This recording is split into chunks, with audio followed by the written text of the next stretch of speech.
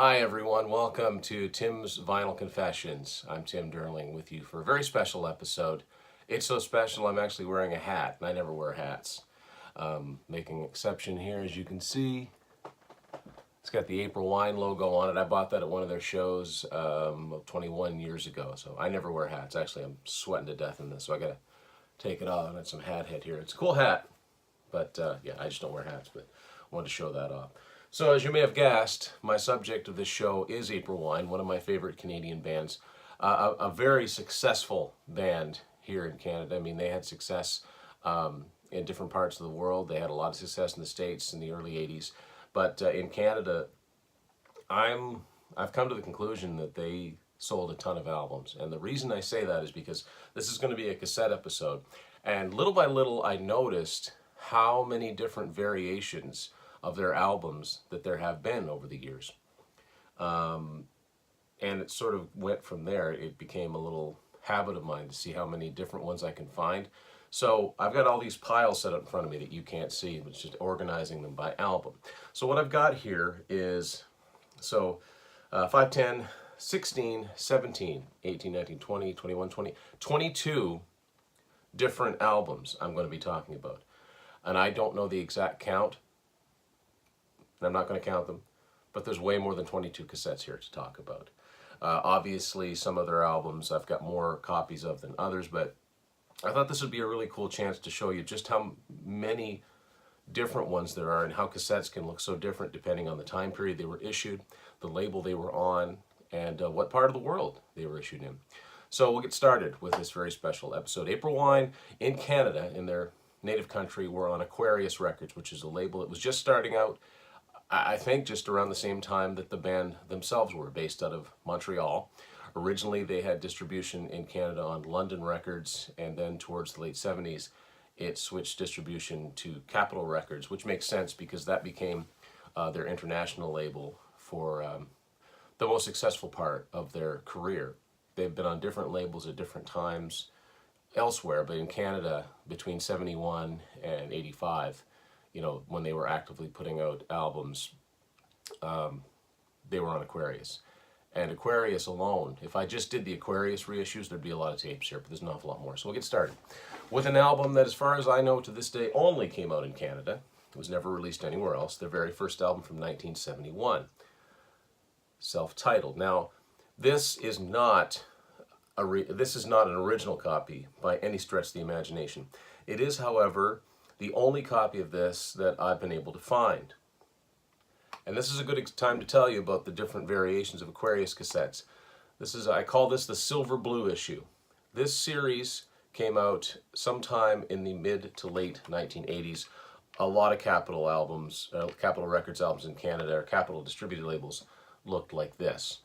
And this is the only one of their early albums that I've only got one copy to show you. And that's what the cassette looks like. I've been actually putting off filming this episode. I've been going to start at different times, but I kept finding more. The reason I'm doing it for you now is that it's been a while since I've actually found any different ones, so I thought it'd be a good enough time. If I find any variants after, I'll add them to the collection, but this should give you a pretty good example. So now, I've got a really, really old one. Their second album on record, which was self-titled with a different cover in the US, and I actually don't have that copy. I have it on record. I do have it on record. So this, as you may have ascertained, and near as I can tell, this is definitely an original. So this is when Aquarius was distributed by London Records. Nice blue cassette. And the blue theme goes further. That's what the cassette itself looks like. And unlike so many old cassettes, this one actually has credits inside of it. Not much for credits, but that's about what the record had in it. And not only that, it also has a list of other albums available on London. So whoever had this cassette took very, very good care of it and kept everything that originally came with it. And then towards the late 70s, probably when Aquarius switched their distribution to Capitol, they came out with a super dynamic range series of cassettes that looked like this and this. You'll see a few of these on this episode. A lot of Capitol cassettes look like that. People that collect Beatles and Pink Floyd, they'll have ones that look like this. No credits inside of it, and that's what the tape itself looks like. That's the only other version of On Record I have to show you. Obviously, I'm still missing the version of On Record that looks like this. So there's a few out there that I haven't been able to locate, but I know they're out there. So now we're getting into what I've got 3 here to show you. Third April Wine album, Electric Jewels from 1973. I think I've got an original one of these too. This is pretty old. Different Aquarius logo too than the one that they would end up using. Somebody wrote all over the case, at least it's on the case and not the insert. And that's what the cassette itself looked like, the paper label. No credits inside of this one. Now I have this one to show you, the Super Dynamic Range. I'm going to refer to this series as.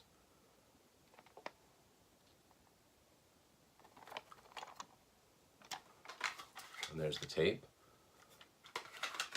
And the only other one I have to show you is the silver blue variant.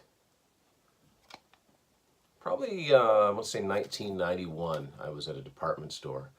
And they had one of those racks that they used to have near the cash register with tapes in them. And they had a bunch of April Wine cassettes, and I wasn't even into the band at that point, but I remember looking through them and figuring out, these all have different names. I just couldn't believe how many different albums they have. And that wasn't even all of them. Next one, 1974, April Wine's first live album. It was simply titled Live. There's an original copy here. No title on the side, but it is the live album. I don't have the original tape. That's a newer tape, as you can see. But there's what the back cover of it looks like.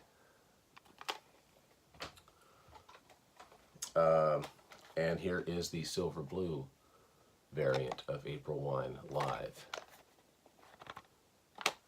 And here's the cassette itself. I know of at least one other version of this that came out in Canada, and it was green on the side of it. So again, I am missing, with all these cassettes, I'm still missing a few. The really big album for April Wine in Canada was this one, Stand Back, from 1975. I think this isn't, I can safely say this is an original issue.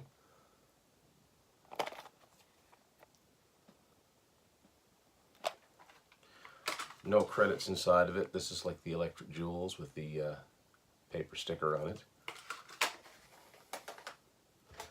Here's the Super Dynamic Range issue of Stand Back.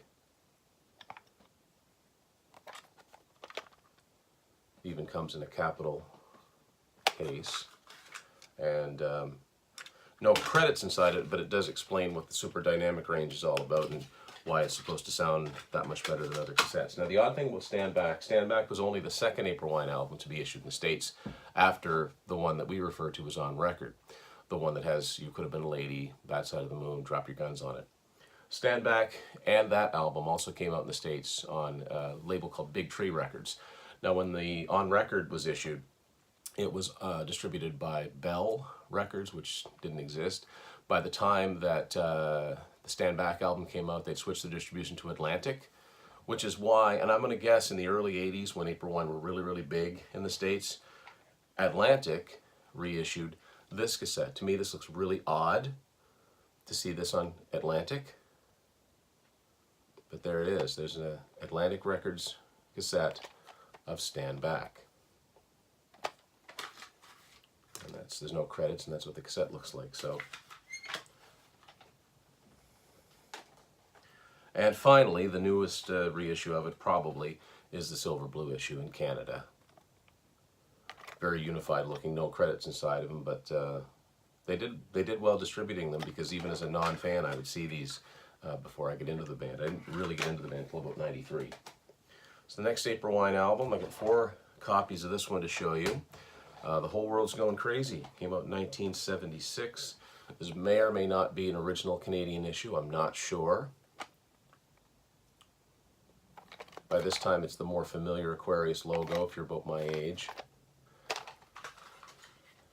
Doesn't look as if they switched to capital distribution at this point. They're still using the paper sticker on here. This album, by this time, April Wine, they went on to release 2 albums in the States on London Records, and the first of those is The Whole World's Going Crazy. Now the track listing on this is different, slightly different than the Canadian one. There's a few songs on here that would be issued in Canada on the Forever For Now album, which was not issued in the States. So This is a typical polygram looking cassette, which makes me think it was issued sometime later. It's got the beige colored case. This is PDI, polygram distribution, something or other on it. And it says, manufactured and marketed by London Records, a division of Polygram Classics Inc. So this was definitely issued later, probably again in the 80s when they started to get some more popularity in the US. That's what the tape looked like. And inside of it is just, you know, where to mail your defective cassettes to Polygram. Now I've got, we're starting to get into some foreign issues of cassettes, of which I have a few. Here's The Whole World's Going Crazy. This is actually from Australia. I don't have very many things from Australia, but here we go. And this, I believe, I'm just going to check really quick. Yeah, this track listing mirrors the US track listing, which I guess makes sense. It's on London. So they did get their albums into, you know, other countries. I've never seen this. Cassette Care Do's and Don'ts. My personal opinion, and I love collecting cassettes, and I grew up listening to cassettes, but I honestly think that you can take the very best care of them. Some of them just stop working after a while. And finally, the silver blue issue of The Whole World's Going Crazy from Canada on Aquarius. So next up, I mentioned this album briefly. It was originally supposed to be Miles Goodwin's solo album. It ended up being a band album, Forever for Now. I always read it was 1977. Any cassette or any copy of it I've ever seen says 1976, so definitely around that time. So yeah, some of these songs appeared on the US version of The Whole World's Going Crazy. Don't know if that's an original Aquarius issue or not, although I do have it on 8-track and it looks very similar as far as the black on white, still using the paper stickers here. I've got one other copy of that to show you. The Super Dynamic Range issue of this.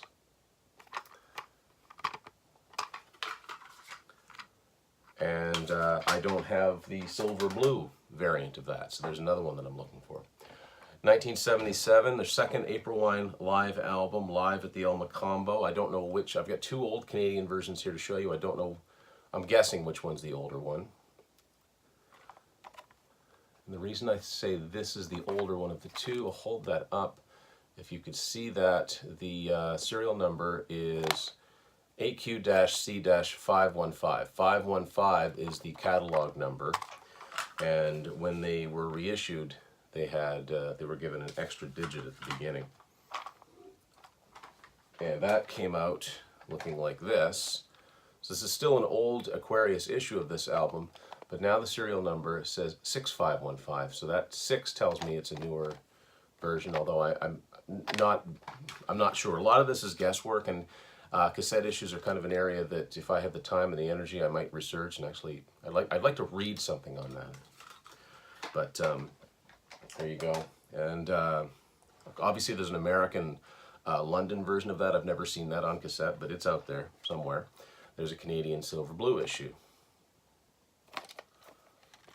And again, a couple track listings that are different between the US and Canadian versions. So 1978, significant year for them. They sign with Capitol Records in the States, and they really start to become more successful. So subsequently, it would make sense that we're starting to get into more copies of these albums, and I have 7 copies of the album First Glance to show you. First one I'm going to show you, I believe, is in the oldest Canadian issue. Looks like this. AQC-517 is the catalog number for this. No credits inside of it. There's the tape. Got another older version of this to show you. Looks like that. And by this time it has a 6 in front of the catalog number, telling me it's slightly later.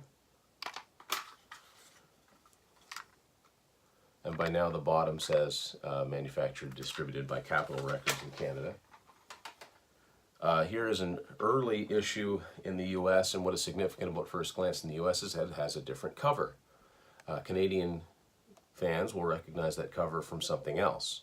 So this is the original US issue on Capitol Records with the serial number 11852. Same track listing, but the tracks are slightly out of order on some of these, between the first song in the album and the second. There's the tape itself. And here's where we're getting into variants. Capitol would reissue these, so I've got a very similar one to show you here. Looks exactly the same as the one I just showed you, except in the fine print it says a Capitol reissue, and the serial numbers 4N16245. The 16 issues are reissues. This one also has a barcode on the side of it, making it a little bit different. Other than that, everything is reproduced just the same. Even the tape looks very similar. This one's a little beat up, but you can tell what it is. It's the Canadian Silver Blue issue of First Glance, again with the Canadian cover. And this one could stand with a replacement, but it's better than nothing. And there's the tape itself. Now I've got a couple other foreign cassettes to show you. This is a UK version of First Glance on Fame EMI. Quite different. It's got EMI right here on the case itself too. Kind of a vanilla looking cassette. There's the tape, and there's the inner sleeve. And I've got a few of these ones too. This is the first one I'm going to show you that's not in English. This one is from, should have looked at this beforehand. This is from Argentina. So First Glance becomes Primera Vista. See, I'm learning languages by this. I like the little octagonal frame they're using here. Yeah, there you go. There's all the song titles in, is it Spanish? So Roller is Balanceadora. She's a Balanceadora. Doesn't sing that well. Paper sticker on it, the strange looking Capitol logo, and you'll notice over here it's got the US serial number 11852. This stuff is fascinating to me. And there's your inner credits. And so we've got a few other ones of those too, these non-English ones. Next thing to show you is an album that only came out in Canada because not all of April Wine's albums were released everywhere at this point, but in Canada they've done quite well. And what the picture that was used for the US version First Glance, in Canada Aquarius used it for their Greatest Hits album with a blue background. This is a very, very common release. This sold a lot of albums here in Canada. You see this one in vinyl a lot. And I think this is an original because it's AQC 525. There's no 6 in front of it. And no credits. There is the cassette. And in the early 80s, Capitol did reissues of albums on the black and yellow look. They look like this. It's still super dynamic range, but they look like this. You've probably seen cassettes that look like this if you grew up in Canada in the 80s. I've only got a couple that look like this for April Wine, but I know there's probably more. I know there's at least one more. Now I'm going to show you a couple that you'll probably think these are the same. We'll start with this one. That's a newer issue of Greatest Hits. I don't believe that there is a silver blue version of this. I don't think there is. There could be, but I think that this is what they used for that because it was the Greatest Hits. It was kind of a special release. A lot of Capitol cassettes in Canada would look like that. There's the cassette itself, using a very 90s looking Aquarius logo. So this is definitely a later issue of the tape, but although it's got the old Aquarius logo here. Next, I almost traded this because I thought it was exactly the same. Very similar, very, very similar. But then I noticed when I had them side by side, there is a difference. One has Aquarius on the side of it, one does not. Next April Wine album, a big album for them, a great album for them in my opinion. A lot of fans would agree. Harder, Faster came out in 1979. I've got 8 different copies of this one to show you. So this is the one that I've got the second most amount to show you. This one I believe is an original Canadian issue on Aquarius. AQC 527. Now, even though it's Aquarius, it still says 1979 Capitol Records. Every Canadian version of this I've seen says that. It doesn't say Aquarius Records in the copyright. I'm fascinated by little details like that because they don't just happen. There's always a reason for it. There's the inner credits. And actually this one, this would happen with cassettes once in a while. It came with two inserts, two J cards. This was a gold album in the States, so you would see this one in the States periodically. This is, I believe, an original Capitol issue of Harder Faster with a barcode on it. There's nothing inside of it for credits. There's the tape itself. So now we're getting into record club versions of this album. This is a US RCA Music Service version of Harder Faster. Quite different looking. Again, it says Capitol Records on, well, I guess it would in the States, never mind. There's the tape itself, and there's nothing inside of it for credits. There's another US copy to show you. This one's a reissue, but it's really easy to spot from the original because instead of being black and white, it's red and white. And it says right there on the side, a Capitol reissue, and it uses a different serial number. Barcode on the back, and there's the tape. Got one foreign version of this to show you, the UK version. I like what they did with the cover here. Took some liberties, but it looks kind of cool. It takes up the whole thing. Still using the 12013, which is the original US catalog number. And down the side like that. There's the cassette itself. And the song titles and credits. And the only other thing here is it just says, let's get the EMI information there.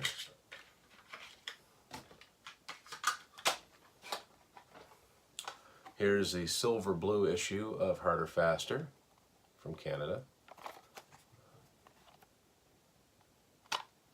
And all of these too, I will say, again, it still says Capitol Records, but it says originally issued as AQC 527. Now it's 6527. So it would make mention of how the original one came out. And this has the exact same insert information inside the J card as the original Canadian issue did. I've got another one that, again, you might think is exactly the same, even if you look at it here, but when you flip it over, this is a BMG Direct mail order version of this with this big bar right here. And this is the only one of these that I've seen, so there's a lot, there's still some out there that I don't have. And the cassette looks way newer. This is probably from the 90s because of the Aquarius logo, looks different. And one last thing to show you, there's a division, one last thing to show you on this album. There's a division, a reissue division of Capitol called Capitol Special Markets. And they would put, I'm going to say really cheap versions of artists that are on their label with a few songs by them. And with really shoddy looking graphics that you wouldn't mistake for an actual album. They did it a lot with Sammy Hagar. I mean, they've done it with the Beach Boys. They've done it with, you know, every Capitol artist. This one is unique. This came out in 1988, according to the credits here. It says, April Wine, We Like to Rock. So you can see the Capitol Special Markets there. That's the photo from the inner sleeve of Harder Faster. The reason I'm talking about this here is because Discogs agrees with me. If you look at the song titles, they didn't, unlike most of these, they didn't draw from different albums. They took everything from one album. This is essentially Harder Faster with the songs out of order. It's got the same 8 songs that appear on Harder Faster, but they're out of order. But because they're the same songs, Discogs considers this part of the master listing for this album.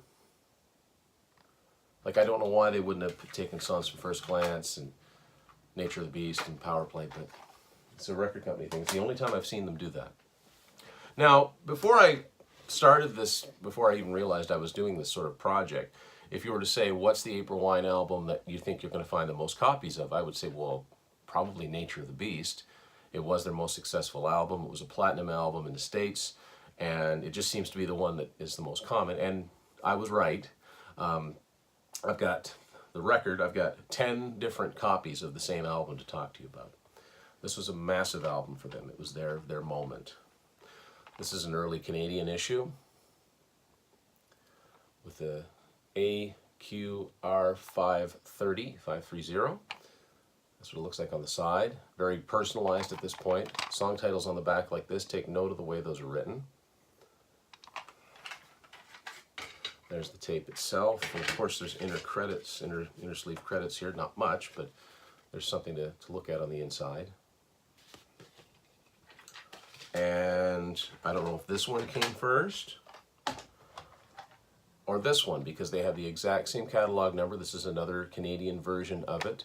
Looks much the same on the side. On the back it looks quite different because of course the song titles are on the front and the J card does not go down all the way. Tape looks much the same and there's nothing in it for credits. I'm going to guess the one with the picture inside of it was the first. That's just my guess. Here's a US version of that with the black and white issue 12125 using that logo, which was, or that catalog number, barcode on the side there.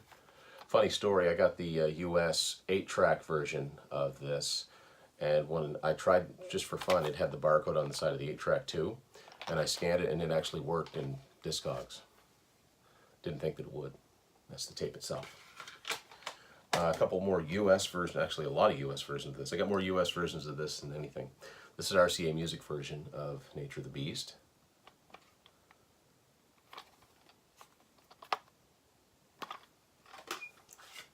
There's the tape itself. And nothing inside the J card really. And here, oddly enough, is the very first Columbia House I'm going to show you. This is a US Columbia House issue of Nature of the Beast. This is what the Columbia House issues looked like. They all looked like this no matter what label they were on. There's the back, nothing in the J card, and there's the tape itself. Got another US version of this to show you. This is a reissue. And whereas the Harder Faster just used red and white, they also had a yellow series of these, probably from later on in the 80s. But here's what's funny about this. They did this on record too. This particular issue of it is missing a song. Between Wanna Rock and Future Tense, they left off Caught in the Crossfire. They did that. There's a record of this too that's like that. Weird.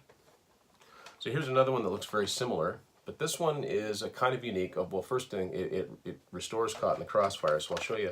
It's a cross-reference thing. They look the same if you first look at them, but then you'll see there's obviously more words written here. Another thing that's unique about this, a couple things, is you'll see it's a clear cassette. Not only that, but the serial number, the catalog number, is 46067, which is that's not a cassette or a vinyl catalog number. That is the 4600 series Capitol used for their CDs. So I'm guessing this might even be into the 90s because it was a successful album for them. Definitely the newest US issue you're going to see of that on cassette. I have seen it, there is a black and yellow Capitol version of Nature of the Beast. I'm missing that one. Here's the silver blue version.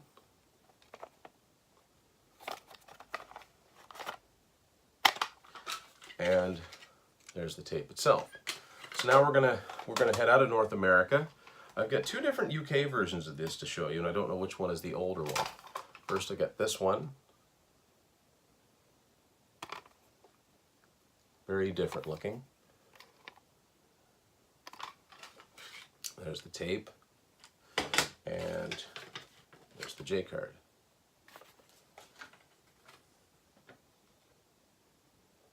It actually says this one is printed in Holland, so maybe that's why it looks different. So that may explain that one. This one's a UK version. Very different looking.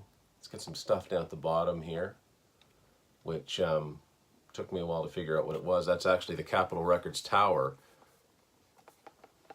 in Hollywood, I think. This is definitely a UK version. Nothing else inside of here except that, very much like the harder, faster one. That's it for Nature of the Beast now.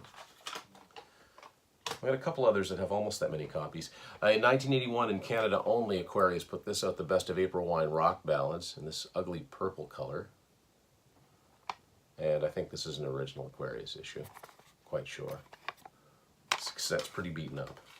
Pretty beaten up. I'm not even going to take it out because it's all, you see there, it's all mangled. And I think the only other issue with that is the silver blue issue.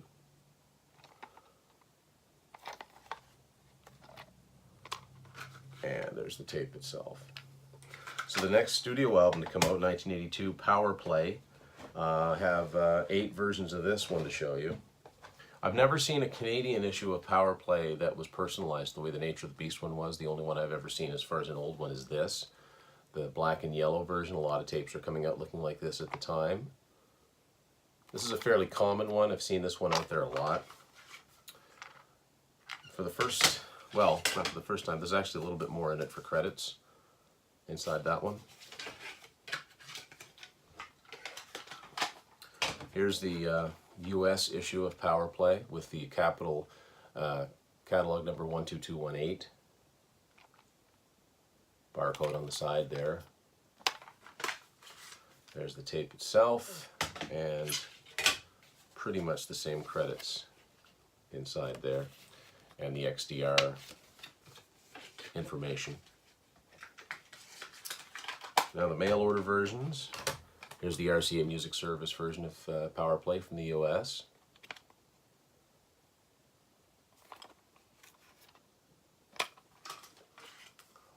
The tape itself there, and nothing in the J card. When you're selling 11 tapes for a penny, you didn't really go to town on the graphics. And here's the US Columbia House version of Power Play. Really not a fan of this format. It's interesting. Kind of ugly.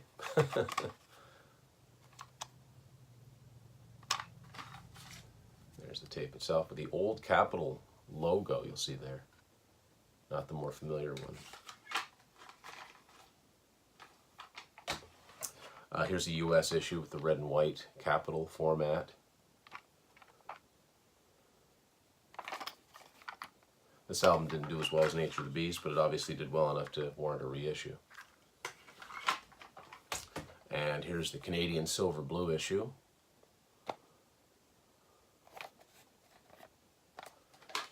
Nothing in it for credits. There's the tape. A couple of foreign ones to show you here. This one almost looks like the US version. This is the UK version of Power Play, using the same number as well, the same serial number. There's the tape and song titles, and then the same credits inside of here. A little bit more gone into it. Now this is fun. I've got another non-English version to show you. This one's made in Spain, and Power Play comes out as Juego del Poder. Even says that on the side, Juego, in quotation, Juego del Poder. And song titles are in English, here anyway. And yeah, I guess they're in English on the cassette. Oh, so here we go, inside. So they're in English, but then underneath in brackets it has the Spanish translation. Enough is Enough comes out as Basta y Sobra. Why wouldn't it be the same word? Anyway, it must translate differently. So that's it for Power Play. The next April Wine album, I have some really weird ones to show you here. Came out in 1984, Animal Grace. This is a Canadian issue on Aquarius.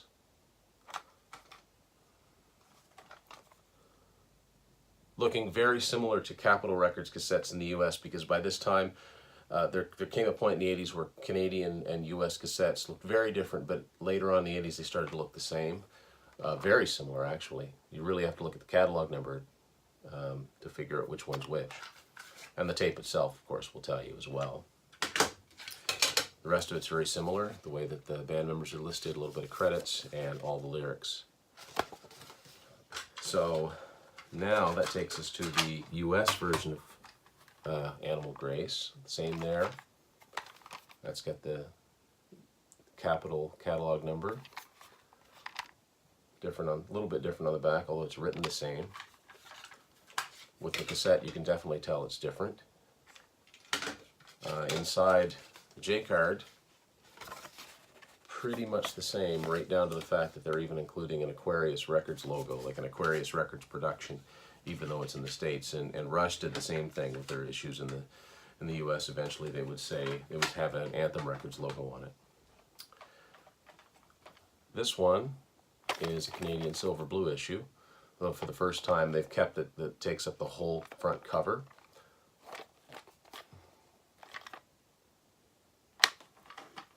The inner sleeve is exactly the same, and there is the cassette.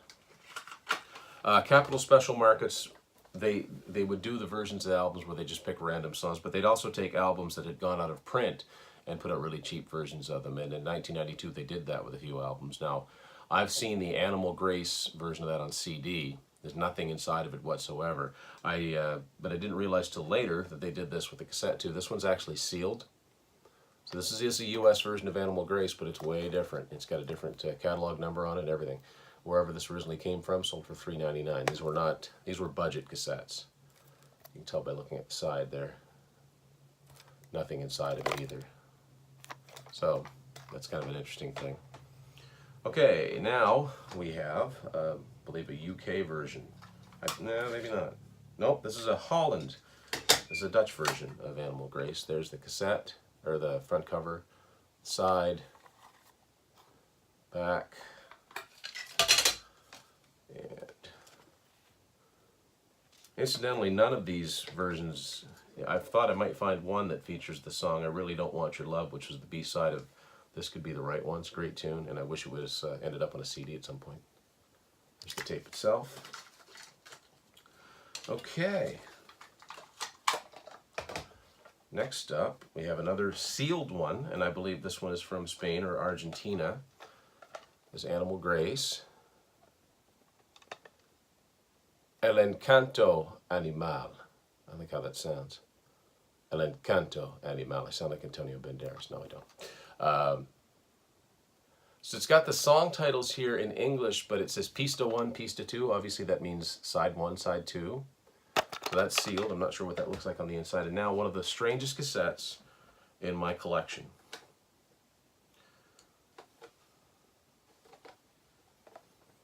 Animal Grace. A capital logo there. Golden Hit says up in red there in the top, and it says This Could Be the Right One. And on the back, Sons of the Pioneers, and all of the song titles and their translation. This is actually from Korea. So I don't have any other tapes like this. And that's what it looks like on that side. Here's what it looks like on that side. This is a slip case, and here's the tape itself. So there's no actual J card with this. It's just the slip case with all the artwork on it, and the tape itself looks like this.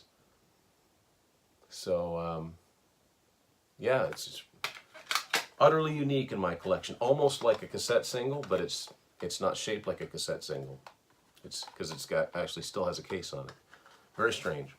Next April Wine album to come out. I think my favorite of their live albums. It only came out in Canada. It was recorded on what was at the time their farewell tour, One for the Road. This is an original Aquarius issue. Not the easiest album to come by from them. It took me years to find it on vinyl. And that's what the tape itself looks like. And it was reissued in the silver blue version. And that's what that tape looks like. Next one, the final album that April Wine did for Capitol Records, which was more of a contractual obligation than anything, is Walking Through Fire. That's the original Canadian version. Yes, that is a Canadian version. It looks very American. They really mirrored the American look of it. It looks different on the side, a little bit, but it's got the Aquarius catalog number on it. There's the tape, and the inner sleeve with the XDR information. No real credits inside of it. And here's the US version. Very similar in its look. On the side it looks more American with the yellow and red. And there's the back. There's the tape itself, and the J card simply has the XDR information. So I'll show you the parallels here between the Canadian and American. Basically a reversal of colors there, but the super dynamic range along the bottom, or I guess XDR on the bottom. And even though they're in different colors here, very similar layout in text. And the only other version of that I have is the Silver Blue, which was the last of the Silver Blue issues. This was the last new album to come out from April Wine on Aquarius.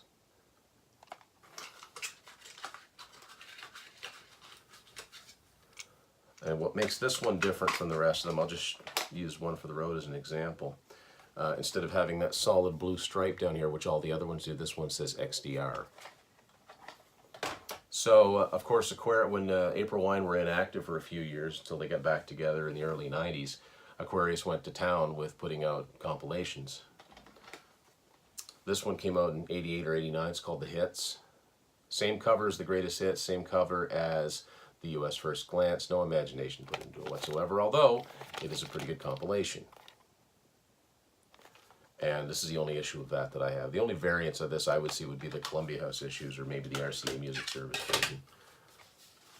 Picture of the band, even though there were different members on some of these songs, it does break down who played what at what time period. And that's what the cassette itself looked like. A really good April Wine compilation, a good companion to that one actually came out in around the same time period. It's called All the Rockers, over 60 minutes. And all that is just the cover from Nature of the Beast. But this is a good compilation of their heavier songs. There's the tape itself. Just reusing photos. That's from the inner sleeve of, well, it's from the same photo session from Nature of the Beast. And there's a little bit of a write-up on the band, unlike the other ones. That's pretty good. And they did it one more time. They came out bang, bang, bang, right around the same time, 1989.